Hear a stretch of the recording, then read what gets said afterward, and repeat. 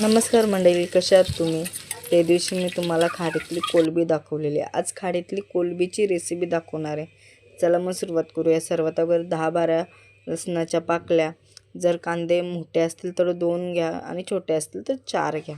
बारीक चिरून घ्या आणि मस्त गरम गरम तेलावरती ते आपल्याला गोल्डन ब्राऊन होईपर्यंत परतायचं आहे. त्याच्यानंतर 1 टमॅटो घ्या, बारीक चिरून घ्या आणि तोही मस्तपैकी असं परतून घ्या. आपले बेसिक मसाले म्हणजे आगरी मसाला, हळद, धना पावडर टाकून मसाले मस्तपैकी पाणी टाकून शिजवून घ्या थोडंसं.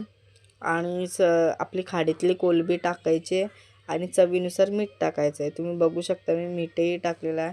मस्तपैकी मिक्स करून घेतलेलं आहे आणि वाफेवरती शिजवायचं. पाणी टाकायचं बिलकुल नाही. आपण मसाला शिजवण्यासाठी थोडा पाणी टाकलेला आहे, तोच पाणी टाकलेलं आहे. त्याच्यानंतर मी पाणी टाकलेलं नाही. जर व्हिडिओ आवडल्यास लाईक, शेअर आणि सबस्क्राईब करायला विसरू नका. बघू